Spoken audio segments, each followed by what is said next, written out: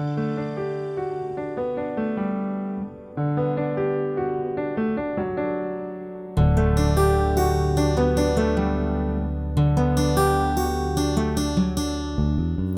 ശാന്തി. 11/11/20 ബാബ പറയുന്നു, മധുരമായ കുട്ടികളെ, നിങ്ങൾ ഇപ്പോൾ വേൾഡ് സെർവൻ്റ് ആണ്.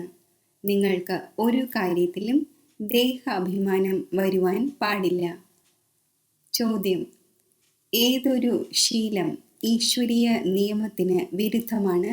അതിലൂടെ വളരെയധികം നഷ്ടമുണ്ടാകുന്നു. ഉത്തരം: ഏതെങ്കിലും സിനിമാ കഥകൾ കേൾക്കുക, വായിക്കുക, നോവൽസ് വായിക്കുക. ഈ ശീലം തികച്ചും നിയമവിരുദ്ധമാണ്. ഇതിലൂടെ വളരെയധികം നഷ്ടമുണ്ടാകുന്നു. ബാബയുടെ വിലക്കുണ്ട്. കുട്ടികളെ, നിങ്ങൾ ഇങ്ങനെയുള്ള ഒരു പുസ്തകങ്ങളും വായിക്കുവാൻ പാടില്ല. അഥവാ ഏതെങ്കിലും BK ഇങ്ങനെയുള്ള പുസ്തകങ്ങൾ വായിക്കുന്നു എങ്കിൽ നിങ്ങൾ അന്യോന്യം ജാഗ്രത വരുത്തൂ. ഗീതം. മുഖം നോക്കൂ പ്രാണി. ഓം ശാന്തി. മധുരമധുരമായ ആത്മീയ കുട്ടികളോട് ആത്മീയ അച്ഛൻ പറയുന്നു, തൻ്റെ പരിശോധന നടത്തൂ. ഓർമ്മയുടെ യാത്രയിലൂടെ നമ്മൾ തമോ പ്രധാനത്തിൽ നിന്നും സതോ പ്രധാനത്തിൻ്റെ നേർക്ക് എത്രത്തോളം മുന്നോട്ട് പോയി. കാരണം എത്രത്തോളം ഓർമ്മിക്കുമോ അത്രയും പാപം മുറിഞ്ഞുകൊണ്ടിരിക്കും. ഇപ്പോൾ ഈ വാക്ക് എവിടെയെങ്കിലും ഏതെങ്കിലും ശാസ്ത്രങ്ങളിലോ മറ്റോ എഴുതപ്പെട്ടിട്ടുണ്ടോ? കാരണം ആരെല്ലാമാണോ ധർമ്മം സ്ഥാപിച്ചത്, അവർ എന്ത് മനസ്സിലാക്കിച്ചോ അതിൻ്റെ ശാസ്ത്രമാണ് ഉണ്ടായത്. അത് പിന്നെ ഇരുന്ന് പഠിക്കുന്നു, പുസ്തകത്തിൻ്റെ പൂജ ചെയ്യുന്നു. ഇങ്ങനെ എഴുതപ്പെട്ടിട്ടുള്ളപ്പോൾ ഇത് മനസ്സിലാക്കേണ്ട കാര്യമാണ്. ദേഹസഹിതം ദേഹത്തിൻ്റെ സർവസംബന്ധവും ഉപേക്ഷിച്ച് സ്വയം ആത്മാവാണ് എന്ന് മനസ്സിലാക്കൂ. ബാബ ഓർമ്മിപ്പിക്കുന്നു, കുട്ടികളായ നിങ്ങൾ ആദ്യം അശരീരിയായി വന്നിരുന്നു. അവിടെയാണെങ്കിൽ പവിത്രമായി തന്നെ ഇരിക്കുന്നു. മുക്തിയിലും ജീവൻ മുക്തിയിലും പതീത ആത്മാവായ ആർക്കും പോകുവാൻ സാധിക്കില്ല. അതാണ് നിരാകാരി നിർവികാരി ലോകം. ഇതിനെ പറയുന്നത് സാകാരി വികാരി ലോകം എന്നാണ്. പിന്നെ സത്യയുഗത്തിൽ ഇത് തന്നെ നിർവികാരി ലോകമാകുന്നു. സത്യയുഗത്തിൽ വസിക്കുന്ന ദേവതകൾക്ക് വളരെയധികം മഹിമയുണ്ട്. ഇപ്പോൾ കുട്ടികൾക്ക് മനസ്സിലാക്കിച്ചു തരുന്നു. നല്ല രീതിയിൽ ധാരണ ചെയ്ത് മറ്റുള്ളവർക്ക് മനസ്സിലാക്കിച്ചു കൊടുക്കൂ. നിങ്ങൾ ആത്മാക്കൾ എവിടെ നിന്നും വന്നുവോ പവിത്രമായി തന്നെയാണ് വന്നത്. പിന്നെ ഇവിടെ വന്ന് തീർച്ചയായും അപവിത്രവുമാകണം. സത്യയുഗത്തെ വൈസ്ലെസ് വേൾഡ് എന്നും കലിയുഗത്തെ വിഷ്യസ് വേൾഡ് എന്നും പറയുന്നു. ഇപ്പോൾ നിങ്ങൾ പതീത പാവനായ ബാബയെ ഓർമ്മിക്കുന്നു. നമ്മളെ പാവനവും വൈസ്ലെസ്സും ആക്കുന്നതിനായി അങ്ങ് വിഷ്യസ് ലോകത്ത് വിഷ്യസ് ശരീരത്തിൽ വരൂ. ബാബ സ്വയം ഇരുന്ന് മനസ്സിലാക്കിച്ചു തരുന്നു, ബ്രഹ്മാവിൻ്റെ ചിത്രത്തിന്മേലാണ് കുഴങ്ങിപ്പോകുന്നത്. ഈ ദാതയെ എന്തുകൊണ്ട് ഇരുത്തിയിരിക്കുന്നു? മനസ്സിലാക്കിച്ചു കൊടുക്കണം, ഇത് ഭാഗീരഥമാണ്. ശിവഭഗവാൻ ഉവാച, ഈ രഥം ഞാൻ സ്വീകരിച്ചിരിക്കുന്നു. കാരണം എനിക്ക് പ്രകൃതിയുടെ ആധാരം തീർച്ചയായും ആവശ്യമാണ്. ഇല്ലെങ്കിൽ പിന്നെ ഞാൻ നിങ്ങളെ പതീതത്തിൽ നിന്നും എങ്ങനെ പാവനമാക്കും? തീർച്ചയായും ദിവസവും പഠിപ്പിക്കുകയും വേണം. ഇപ്പോൾ ബാബ കുട്ടികളായ നിങ്ങളോട് പറയുന്നു, സ്വയം ആത്മാവാണ് എന്ന് മനസ്സിലാക്കി എന്നെ മാത്രം ഓർമ്മിക്കൂ. എല്ലാ ആത്മാക്കൾക്കും തൻ്റെ പിതാവിനെ ഓർമ്മിക്കണം. കൃഷ്ണനെ എല്ലാ ആത്മാക്കളുടെയും പിതാവെന്ന് പറയില്ല. കൃഷ്ണന് തൻ്റേതായ ശരീരമുണ്ട്. അപ്പോൾ ഇത് ബാബ വളരെ സഹജമായി മനസ്സിലാക്കിച്ചു തരുന്നു. എപ്പോഴെങ്കിലും ആർക്കെങ്കിലും മനസ്സിലാക്കിച്ചു കൊടുക്കുമ്പോൾ പറയൂ, ബാബ പറയുന്നു, നിങ്ങൾ അശരീരിയായി വന്നു, ഇപ്പോൾ അശരീരിയായി പോകേണ്ടതുണ്ട്. അവിടെ നിന്നും പവിത്ര ആത്മാവ് തന്നെയാണ് വരുന്നത്. അഥവാ നാളെ ആരെങ്കിലും വരികയാണ് എങ്കിലും പവിത്രമാണ്. അവർക്ക് അവരുടെ മഹിമ തീർച്ചയായും ഉണ്ടാകും.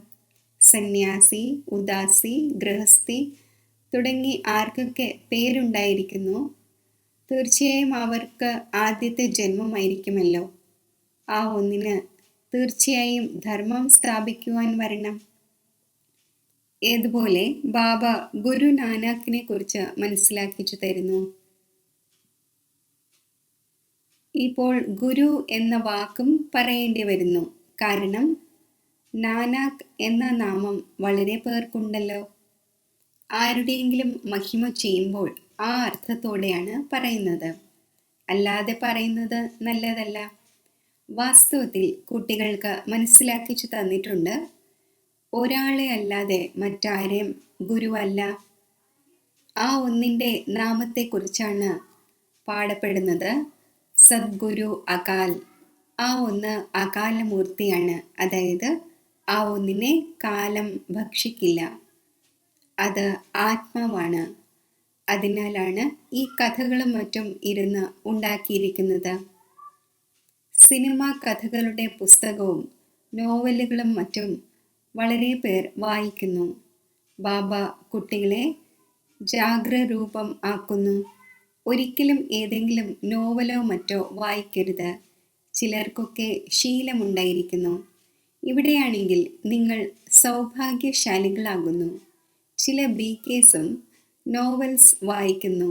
അതിനാൽ ബാബ എല്ലാ കുട്ടികളോടും പറയുന്നു, എപ്പോഴെങ്കിലും ആരെങ്കിലും നോവൽ വായിക്കുന്നത് കാണുന്നുവെങ്കിൽ ഉടൻ എടുത്ത് കീറിക്കളയൂ. നമ്മെ ആരെങ്കിലും ശപിക്കരുത്, ദേഷ്യപ്പെടരുത് എന്ന് ഇതിൽ ഭയപ്പെടേണ്ടതില്ല. ഇങ്ങനെയുള്ള ഒരു കാര്യവുമില്ല. നിങ്ങളുടെ ജോലിയാണ് അന്യോന്യം ജാഗ്രത വരുത്തുക എന്നത്. സിനിമ കഥകൾ കേൾക്കുന്നത് അല്ലെങ്കിൽ വായിക്കുന്നത് നിയമവിരുദ്ധമാണ്. നിയമവിരുദ്ധമായ ഏതെങ്കിലും പെരുമാറ്റമുണ്ട് എങ്കിൽ ഉടൻ റിപ്പോർട്ട് ചെയ്യണം. ഇല്ലെങ്കിൽ എങ്ങനെ നന്നാകും? തൻ്റെ നഷ്ടം വരുത്തിക്കൊണ്ടിരിക്കും. സ്വയം തന്നിൽ യോഗബലം ഉണ്ടായിരിക്കുന്നില്ല എങ്കിൽ ഇവിടെ ഇരുന്ന് എന്ത് പഠിപ്പിക്കും? ബാബയുടെ വിലക്കുണ്ട്. അഥവാ വീണ്ടും അങ്ങനെയുള്ള കാര്യം ചെയ്യുന്നു എങ്കിൽ ഉള്ളിൽ മനസ്സ് നീറിക്കൊണ്ടിരിക്കും. തൻ്റെ നഷ്ടമുണ്ടാകും. അതിനാൽ ഏതെങ്കിലും അവഗുണം കാണുന്നുവെങ്കിൽ എഴുതണം. ഏതെങ്കിലും നിയമവിരുദ്ധമായ പെരുമാറ്റം നടത്തുന്നില്ലല്ലോ. കാരണം ബ്രാഹ്മണർ ഈ സമയം സെർവൻ്റ് ആണല്ലോ. ബാബയും പറയുന്നു, കുട്ടികളെ നമസ്തേ, അർത്ഥസഹിതം മനസ്സിലാക്കിച്ചു തരുന്നു. ആരാണോ പഠിപ്പിക്കുന്ന പെൺകുട്ടികൾ, അവരിൽ ദേഹ അഭിമാനം വരാൻ പാടില്ല. ടീച്ചറും സ്റ്റുഡൻറ്റിൻ്റെ സെർവൻ്റ് ആണല്ലോ. ഗവർണറും മറ്റും കത്തെഴുതുന്നു, താഴെ ഒപ്പിടുന്നു, ഐ ആം ഒബീഡിയൻറ്റ് സെർവൻ്റ് എന്ന്. തികച്ചും സന്മുഖത്ത് തന്നെ പേരെഴുതും. ബാക്കി ക്ലർക്ക് എഴുതും തൻ്റെ കൈകൊണ്ട്. ഒരിക്കലും തൻ്റെ മഹിമ എഴുതില്ല. ഈ കാലത്ത് ഗുരു ആണെങ്കിൽ സ്വയമേ തന്നെ ശ്രീ ശ്രീ എന്നെഴുതുന്നു. ഇവിടെയാണെങ്കിൽ ചിലർ ഇങ്ങനെയുണ്ട്, ശ്രീ ഇന്നയാൾ എന്നെഴുതുന്നു. വാസ്തവത്തിൽ ഇങ്ങനെയും എഴുതേണ്ടതില്ല. ഫീമെയിലിന് ശ്രീമതി എന്നും എഴുതാൻ സാധിക്കില്ല. ശ്രീമതി ലഭിക്കുന്നത് ശ്രീ ശ്രീ സ്വയം വന്ന് മതം നൽകുമ്പോഴാണ്. നിങ്ങൾക്ക് മനസ്സിലാക്കിച്ചു കൊടുക്കുവാൻ സാധിക്കും. തീർച്ചയായും ഒരാളുടെ മതത്തിലൂടെയാണല്ലോ ദേവതയായത്. ഭാരതത്തിൽ ആർക്കും തന്നെ അറിയില്ല ഇവർ ഇത്രയും ഉയർന്ന വിശ്വത്തിൻ്റെ അധികാരി എങ്ങനെയായി എന്നത്. നിങ്ങൾക്കാണെങ്കിൽ ഈ ലഹരി കയറേണ്ടതാണ്. ഈ എയിം ഓബ്ജക്റ്റിൻ്റെ ചിത്രം സദാ നെഞ്ചിൽ അണിഞ്ഞിട്ടുണ്ടാകണം. ആർക്കും പറഞ്ഞു കൊടുക്കൂ, നമ്മളെ ഭഗവാനാണ് പഠിപ്പിക്കുന്നത്. ആ ഒന്നിലൂടെ നമ്മൾ വിശ്വത്തിൻ്റെ മഹാരാജാവാകുന്നു. ബാബ വന്നിരിക്കുന്നത് ഈ രാജ്യം സ്ഥാപിക്കുന്നതിനാണ്. ഈ പഴയ ലോകത്തിൻ്റെ വിനാശം മുന്നിൽ നിൽക്കുന്നു. നിങ്ങൾ ചെറിയ ചെറിയ പെൺകുട്ടികൾക്ക് കുട്ടികളെ പോലുള്ള ഭാഷയിൽ ആർക്കും മനസ്സിലാക്കിച്ചു കൊടുക്കുവാൻ സാധിക്കും. വലിയ വലിയ സമ്മേളനങ്ങൾ നടക്കുന്നതിൽ നിങ്ങളെ വിളിക്കുന്നു. ഈ ചിത്രം നിങ്ങൾ കൊണ്ടുപോകൂ. ഇരുന്ന് മനസ്സിലാക്കിച്ചു കൊടുക്കൂ. ഭാരതത്തിൽ വീണ്ടും ഇവരുടെ രാജ്യം സ്ഥാപിതമായിക്കൊണ്ടിരിക്കുന്നു. എവിടെയുമുള്ള നിറഞ്ഞ സഭയിൽ നിങ്ങൾക്ക് മനസ്സിലാക്കിച്ചു കൊടുക്കുവാൻ സാധിക്കും. മുഴുവൻ ദിവസവും സർവീസിൻ്റെ തന്നെ ലഹരി ഉണ്ടായിരിക്കണം. ഭാരതത്തിൽ ഇവരുടെ രാജ്യം സ്ഥാപിതമായിക്കൊണ്ടിരിക്കുന്നു. ബാബ നമ്മെ രാജയോഗം പഠിപ്പിച്ചുകൊണ്ടിരിക്കുന്നു. ശിവഭഗവാൻ വാച്ച: ഹേ കുട്ടികളെ, നിങ്ങൾ സ്വയം ആത്മാവാണ് എന്ന് മനസ്സിലാക്കി എന്നെ ഓർമ്മിക്കൂ. എങ്കിൽ നിങ്ങൾ 21 തലമുറയ്ക്ക് വേണ്ടി ആകും. ദൈവിക ഗുണങ്ങളും ധാരണ ചെയ്യണം. ഇപ്പോഴാണെങ്കിൽ സർവർക്കും ആസുരീയ ഗുണമാണ്. ശ്രേഷ്ഠമാക്കുന്നവൻ ഒരേ ഒരു ശ്രീ ശ്രീ ശിവ് ബാബയാണ്. ഉയർന്നതിലും ഉയർന്ന പിതാവായ ആ ഒന്ന് നമ്മെ പഠിപ്പിക്കുന്നു. ശിവഭഗവാൻ വാച: മന്മനാഭവ. ഭാഗീരഥൻ എന്നത് പ്രസിദ്ധമാണ്. ഭാഗീരഥനെയാണ് ബ്രഹ്മ എന്ന് പറയുന്നത്. ആ ഒന്നിനെ മഹാവീരൻ എന്നും പറയുന്നു. ഇവിടെ ദിൽവാല ക്ഷേത്രത്തിൽ ഇരിക്കുകയാണല്ലോ. ആരാണോ ക്ഷേത്രം നിർമ്മിച്ച ജൈനർ, അവരാരും അറിയുന്നുണ്ടാകില്ല. നിങ്ങൾ ചെറിയ ചെറിയ പെൺകുട്ടികൾക്ക് ആരിൽ നിന്നും സന്ദർശന അനുമതി വാങ്ങാൻ സാധിക്കും. ഇപ്പോൾ നിങ്ങൾ വളരെ ശ്രേഷ്ഠമായി കൊണ്ടിരിക്കുന്നു. ഇത് ഭാരതത്തിൻ്റെ ഒബ്ജക്റ്റ് ആണല്ലോ. എത്ര ലഹരി കയറേണ്ടതാണ്. ഇവിടെ ബാബ നല്ല രീതിയിൽ ലഹരി കയറ്റുന്നു. എല്ലാവരും പറയുന്നു നമ്മൾ ലക്ഷ്മി നാരായണനാകും എന്ന്. രാമനും സീതയും ആകുന്നതിനായി ആരും തന്നെ കൈ ഉയർത്തുന്നില്ല. ഇപ്പോൾ നിങ്ങളാണ് അഹിംസകർ, ക്ഷത്രിയർ. നിങ്ങൾ അഹിംസക ക്ഷത്രിയരെ ആരും അറിയുന്നില്ല. ഇത് നിങ്ങൾ ഇപ്പോഴാണ് മനസ്സിലാക്കുന്നത്. ഗീതയിലും മന്മനാഭവ എന്ന വാക്കുണ്ട്. സ്വയം ആത്മാവാണ് എന്ന് മനസ്സിലാക്കൂ. ഇത് മനസ്സിലാക്കേണ്ട കാര്യങ്ങളാണല്ലോ. മറ്റാർക്കും മനസ്സിലാക്കുവാൻ സാധിക്കില്ല. ബാബ ഇരുന്ന് കുട്ടികൾക്ക് ശിക്ഷണം നൽകുന്നു. കുട്ടികളെ, ആത്മാഭിമാനിയാകൂ. നിങ്ങളുടെ ഈ ശീലം പിന്നെ 21 ജന്മത്തേക്ക് തുടരുന്നു. നിങ്ങൾക്ക് ശിക്ഷണം ലഭിക്കുന്നത് തന്നെ 21 ജന്മങ്ങൾക്ക് വേണ്ടിയാണ്. ബാബ അടിക്കടി മുഖ്യമായ കാര്യം മനസ്സിലാക്കിച്ചു തരുന്നു. സ്വയം ആത്മാവാണ് എന്ന് മനസ്സിലാക്കിയിരിക്കൂ. പരമാത്മാവായ പിതാവ് നമ്മൾ ആത്മാക്കൾക്ക് ഇരുന്ന് മനസ്സിലാക്കിച്ചു തരുന്നു. നിങ്ങൾ ഓരോ നിമിഷവും ദേഹാഭിമാനത്തിൽ വന്നു പോകുന്നു. പിന്നെ വീടും കുടുംബവും ഒക്കെ ഓർമ്മ വരുന്നു. ഇതുണ്ടാകുന്നു. ഭക്തി മാർഗത്തിലും ഭക്തി ചെയ്ത് ബുദ്ധി മറ്റു ഭാഗത്തേക്ക് പോകുന്നു. ഒന്നിൽ സ്ഥിരമായി ഇരിക്കുവാൻ നൗദാഭക്തി ഉള്ളവർക്ക് തന്നെയാണ് സാധിക്കുന്നത്. അതിനെ തീവ്ര ഭക്തി എന്ന് പറയുന്നു. പൂർണ്ണമായും ലവ്ലീനാകുന്നു. നിങ്ങളും ഓർമ്മയിലിരിക്കുമ്പോൾ ചില സമയം പൂർണ്ണമായും അശരീരിയായി മാറുന്നു. ആരെല്ലാം നല്ല കുട്ടികളായിരിക്കുമോ അവർ തന്നെയാണ് ഇങ്ങനെയുള്ള അവസ്ഥയിൽ ഇരിക്കുന്നത്. ദേഹത്തിൻ്റെ ബോധം മാറിപ്പോകും. അശരീരിയായി ആ ലഹരിയിലിരിക്കും. ഈ ശീലമുണ്ടാകും. സന്യാസിമാർ തത്വജ്ഞാനി അഥവാ ബ്രഹ്മജ്ഞാനിയാണ്. അവർ പറയുന്നു നമ്മൾ ലീനമാകും. ഈ പഴയ ശരീരം ഉപേക്ഷിച്ച് ബ്രഹ്മതത്വത്തിൽ ലയിക്കും. സർവർക്കും അവരവരുടേതായ ധർമ്മമുണ്ടല്ലോ. ആരും രണ്ടാമതൊരു ധർമ്മത്തെ അംഗീകരിക്കുന്നില്ല. ആദി സനാതന ദേവീദേവതാ ധർമ്മത്തിലുള്ളവരും തമോ പ്രധാനമായിരിക്കുന്നു. ഗീതയുടെ ഭഗവാൻ എപ്പോൾ വന്നിരുന്നു? ഗീതയുടെ യുഗം എപ്പോഴായിരുന്നു? ആരും അറിയുന്നില്ല. നിങ്ങൾക്കറിയാം, ഈ സംഗമ യുഗത്തിൽ തന്നെയാണ് ബാബ വന്ന് രാജയോഗം പഠിപ്പിക്കുന്നത്. തമോ പ്രധാനത്തിൽ നിന്നും സദോ പ്രധാനമാക്കുന്നത് ഭാരതത്തിൻ്റെ തന്നെ കാര്യമാണ്. അനേകം ധർമ്മങ്ങളും തീർച്ചയായും ഉണ്ടായിരുന്നു. മഹിമയുണ്ട്. ഒരു ധർമ്മത്തിൻ്റെ സ്ഥാപന, അനേകം ധർമ്മങ്ങളുടെ വിനാശം എന്ന്. സത്യയുഗത്തിൽ ഒരു ധർമ്മമാണ് ഉണ്ടായിരുന്നത്. ഇപ്പോൾ കലിയുഗത്തിൽ അനേകം ധർമ്മങ്ങളുണ്ട്. വീണ്ടും ഒരു ധർമ്മത്തിൻ്റെ സ്ഥാപനയുണ്ടാകുന്നു. ഒരു ധർമ്മം ഉണ്ടായിരുന്നു, ഇപ്പോഴില്ല. ബാക്കിയെല്ലാം നിൽക്കുന്നു. വടവൃക്ഷത്തിൻ്റെ ഉദാഹരണവും തികച്ചും ശരിയാണ്. ഫൗണ്ടേഷൻ തന്നെയില്ല, ബാക്കി മുഴുവൻ വൃക്ഷവും നിൽക്കുന്നു. അതുപോലെ ഇതിലും ദേവീദേവതാ ധർമ്മമേ ഇല്ല.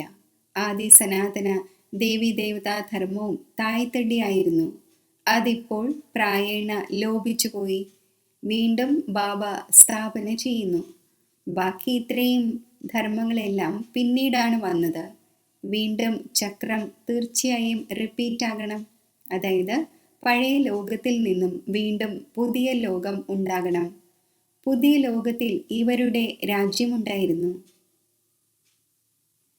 നിങ്ങളുടെ അടുക്കൽ വലിയ ചിത്രങ്ങളുമുണ്ട്, ചെറുതുമുണ്ട്. വലിയ വസ്തു കാണുമ്പോൾ ചോദിക്കും, ഇതെന്താണ് എടുത്തുകൊണ്ട് വന്നിരിക്കുന്നത്? പറയൂ, നമ്മൾ അങ്ങനെയുള്ള ഒരു വസ്തുവാണ് കൊണ്ടുവന്നിരിക്കുന്നത്. അതിലൂടെ മനുഷ്യൻ ബെഗർ ടു പ്രിൻസ് ആയി മാറും. മനസ്സിൽ വലിയ ഉന്മേഷവും വലിയ സന്തോഷവും ഉണ്ടായിരിക്കേണ്ടതാണ്. നമ്മൾ ആത്മാക്കൾ ഭഗവാന്റെ കുട്ടികളാണ്. ആത്മാക്കളെ ഭഗവാൻ പഠിപ്പിക്കുന്നു. ബാബ നമ്മളെ നയനങ്ങളിൽ ഇരുത്തി കൊണ്ടുപോകും. ഈ മോശമായ ലോകത്തിൽ നമുക്ക് വസിക്കേണ്ടതില്ല. മുന്നോട്ട് പോകവേ നിലവിളിക്കും. കാര്യം ചോദിക്കുകയേ വേണ്ട. കോടിക്കണക്കിന് മനുഷ്യർ മരിക്കുന്നു. ഇത് കുട്ടികളായ നിങ്ങളുടെ ബുദ്ധിയിലുണ്ട്. നമ്മൾ ഈ കണ്ണുകളിലൂടെ എന്ത് കാണുന്നുവോ ഇവയൊന്നും തന്നെ അവശേഷിക്കാൻ പോകുന്നില്ല. ഇവിടെയാണെങ്കിൽ മനുഷ്യർ മുള്ളുകളെ പോലെയാണ്. സത്യയുഗം പുഷ്പങ്ങളുടെ പൂന്തോട്ടമാണ്. പിന്നെ നമ്മുടെ നയനം തന്നെ ശീതളമാകും. പൂന്തോട്ടത്തിൽ പോകുന്നതിലൂടെ നയനം ശീതളമാകുന്നുവല്ലോ. അപ്പോൾ നിങ്ങൾ ഇപ്പോൾ പദമാപദം ഭാഗ്യശാലിയായിക്കൊണ്ടിരിക്കുന്നു. ആരാണോ ബ്രാഹ്മണനാകുന്നത് അവരുടെ പാദത്തിൽ പത്മമുണ്ട്. കുട്ടികളായ നിങ്ങൾ മനസ്സിലാക്കിച്ചു കൊടുക്കണം, നമ്മൾ ഈ രാജ്യം സ്ഥാപിച്ചു കൊണ്ടിരിക്കുന്നു. അതിനാൽ ബാബ ബാഡ്ജും ഉണ്ടാക്കിച്ചു. വെള്ള സാരി അണിഞ്ഞിട്ടുണ്ടാകണം, ബാഡ്ജ് ധരിച്ചിട്ടുണ്ടാകണം. ഇതിലൂടെ സ്വതവേ തന്നെ സേവനം ഉണ്ടായിക്കൊണ്ടിരിക്കും. മനുഷ്യർ പാടുന്നു, ആത്മാവും പരമാത്മാവും വളരെ കാലം വേർപിരിഞ്ഞിരുന്നു എന്ന്. എന്നാൽ വളരെ കാലം എന്നതിൻ്റെ അർത്ഥം ആരും തന്നെ മനസ്സിലാക്കുന്നില്ല. നിങ്ങൾക്ക് ബാബ പറഞ്ഞു തന്നിട്ടുണ്ട്, വളരെ കാലം എന്നാൽ 5000 വർഷത്തിന് ശേഷം കുട്ടികളായ നിങ്ങൾ ബാബയുമായി കൂടിക്കാഴ്ച നടത്തുന്നു. നിങ്ങൾക്ക് ഇതും അറിയാം, ഈ സൃഷ്ടിയിൽ ഏറ്റവും പ്രശസ്തമായവർ ഈ രാധാകൃഷ്ണനാണ്. അവർ സത്യയുഗത്തിലെ ഫസ്റ്റ് പ്രിൻസും പ്രിൻസസുമാണ്. ഇവർ എവിടെ നിന്ന് വന്നു എന്ന് ഒരിക്കലും ആരുടെയും ചിന്തയിൽ വരുന്നില്ല. സത്യയുഗത്തിന് മുമ്പ് തീർച്ചയായും കലിയുഗമുണ്ടാകും. അവർ വിശ്വത്തിൻ്റെ അധികാരിയാകാൻ എന്ത് കർമ്മമാണ് ചെയ്തത്? ഭാരതവാസികളാരും ഇവരെ വിശ്വത്തിൻ്റെ അധികാരിയായി മനസ്സിലാക്കുന്നില്ല. ഇവരുടെ രാജ്യം എപ്പോൾ ഉണ്ടായിരുന്നോ അപ്പോൾ ഭാരതത്തിൽ മറ്റൊരു ധർമ്മവും ഉണ്ടായിരുന്നില്ല. ഇപ്പോൾ കുട്ടികളായ നിങ്ങൾക്കറിയാം, ബാബ നമ്മെ രാജയോഗം പഠിപ്പിച്ചുകൊണ്ടിരിക്കുന്നു. നമ്മുടെ എയിം ഓബ്ജക്റ്റ് ഇതാണ്. ക്ഷേത്രങ്ങളിൽ അവരുടെ ചിത്രവും മറ്റുമുണ്ട്. എന്നാൽ ഈ സമയം ഇത് സ്ഥാപിതമായിക്കൊണ്ടിരിക്കുന്നു എന്നത് മനസ്സിലാക്കുന്നില്ല. നിങ്ങളിലും നമ്പർ വാറായാണ് മനസ്സിലാക്കുന്നത്. ചിലർ പൂർണ്ണമായും മറന്നു പോകുന്നു.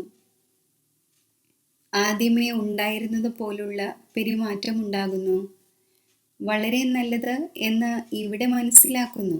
ഇവിടെ നിന്നും പുറത്തിറങ്ങിയാൽ കഴിഞ്ഞു. സേവനത്തിൻ്റെ താല്പര്യമുണ്ടായിരിക്കണം. സർവർക്കും ഈ സന്ദേശം കൊടുക്കുന്നതിനുള്ള യുക്തി രചിക്കണം. പ്രയത്നിക്കണം.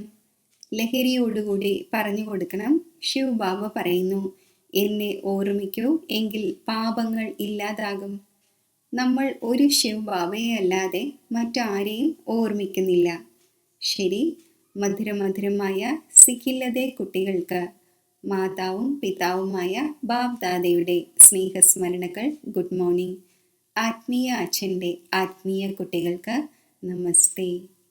ധാരണയ്ക്കുള്ള മുഖ്യ സാരം: എയിം ഓബ്ജക്റ്റിൻ്റെ ചിത്രം സദാ കൂടെ വയ്ക്കണം. ലഹരി ഉണ്ടായിരിക്കണം.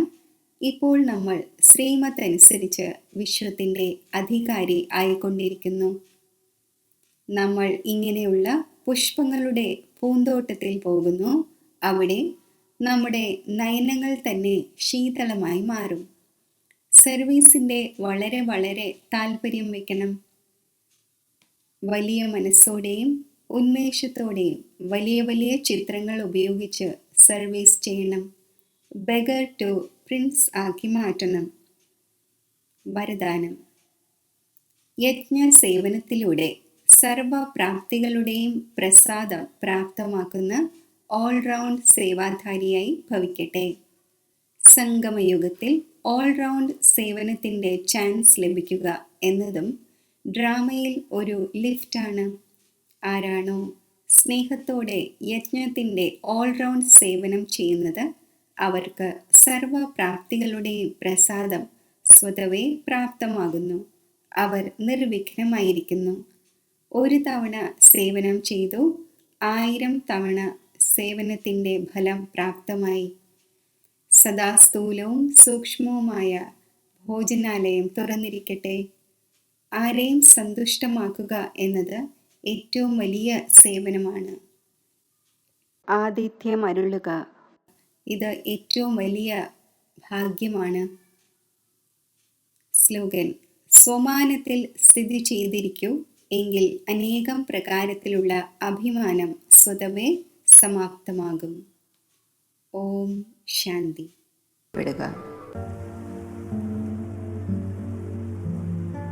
ശാന്ത സ്വരൂപ ആത്മാവാണ് ഞാൻ. മസ്തകമധ്യത്തിൽ ഒരു ജ്യോതി നക്ഷത്രം പോലെ തിളങ്ങുന്ന എന്നിൽ നിന്നും ശാന്തിയുടെ തരംഗങ്ങൾ വ്യാപിക്കുകയാണ്. ഈ സാകാര ലോകത്തിൽ അശാന്തിയുടെ അഗ്നിയിൽ എരിയുന്ന ആത്മാക്കൾക്ക് വേണ്ടി ശാന്തിയുടെ മഹാദാനി ആകേണ്ടതുണ്ട്.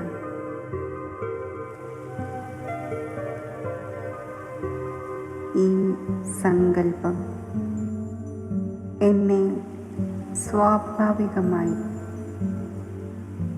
ശാന്തിയുടെ സാഗരനായ ശിവബാബയുടെ സമീപത്ത് സ്ഥിതി ചെയ്യിക്കുന്നു.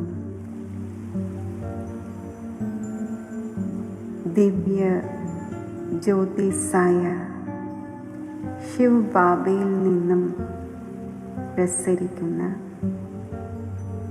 പരമാത്മാ ശാന്തിയുടെ അനന്ത കിരണങ്ങൾ എൻ്റെ ചിത്തത്തിൽ നിറയുന്നു.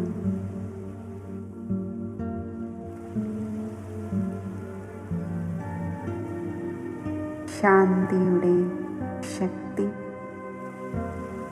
എന്നിൽ പൂർണ്ണമായും നിറയുന്നു.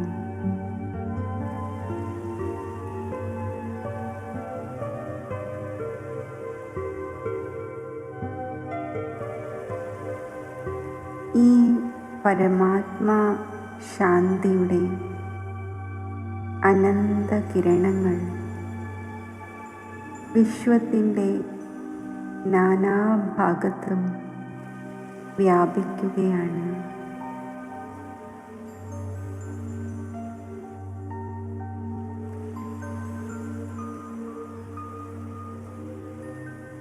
പരമാത്മാ ശാന്തിയുടെ ഈ ദിവ്യ കിരണങ്ങൾ അശാന്തതയുടെ അഗ്നിയിലെരിയുന്ന ആ ആത്മാക്കളുടെ ചിത്തത്തിലെ അഗ്നിയെ അണയ്ക്കട്ടെ. അവരുടെ ചിത്തം ശാന്തമാകട്ടെ. അവർ ശാന്തസ്വരൂപ ആത്മാക്കളായി മാറട്ടെ.